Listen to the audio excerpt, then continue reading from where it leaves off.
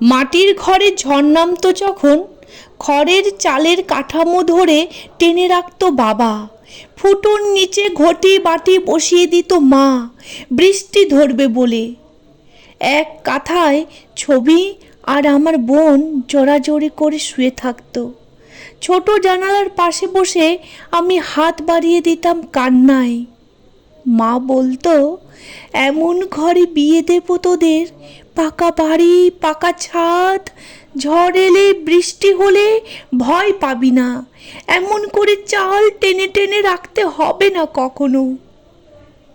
এখন আমি পাকা ছাদের নিচে পাকা আরামে থাকি। বৃষ্টি এলেই বন্ধ করে দিই জানালা দরজা, ভয়। বারান্দার কাচের এপাত দিয়ে দেখি বৃষ্টির নাচানাচি, মাটি ভেজার গন্ধ। আমার আঙুল নড়ে চড়ে উঠে, ইচ্ছে করে এক পৃথিবী কবিতা লিখতে। ইচ্ছে করে এমন ঝড়কে কলমে ঢুকিয়ে বেশ করে বেঁধে দিতে সপ্তে সপ্তে। আমার পাকা ছাদের একটু নিচে হরিদের ছিটে বেড়া। হরি প্রায় ৫ বছর নিরুদ্দেশ। ওর বউ এখনো সিঁদুর পরে। বাতাসে কথা ভাসে, রাজনীতি করতে গিয়ে মরে গেছে। ও বউ সব জানে, ওই মাছ মাংস খাওয়ার জন্যই এইসব নাটক। সব মাটি ভিজে যায়। আমরা গাছটা ভেঙে উল্টে পড়ে আছে আমার ঘরের সামনে। ভিজে চুপসানো পাখিটা ডিম খুঁজে খুঁজে চলছে ভাঙা বাসা থেকে। ভাবছি, যখন ওদেরও রাখবো আমার কবিতায়, ঠিক তখন হরির বউ ভিজতে ভিজতে এসে আমার বারান্দার কাচের ওপারে দাঁড়ায়।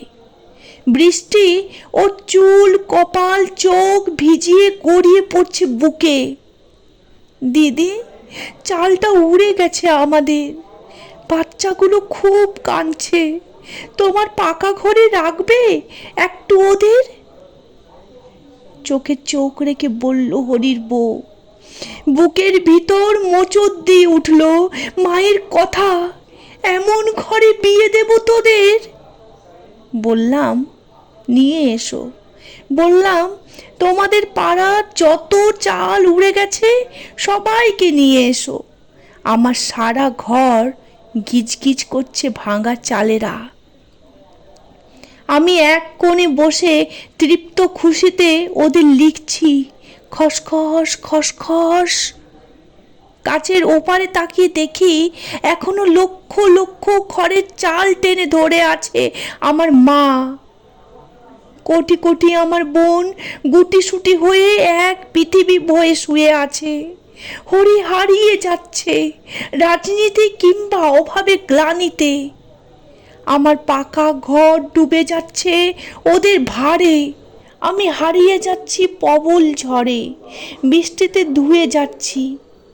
কাচের ওপারে প্রবল স্রোতের মতো আছড়ে খেয়ে আমি ডুবে যাচ্ছি বিরাট এক অতৃপ্ত ঝড়ের সমুদ্রে।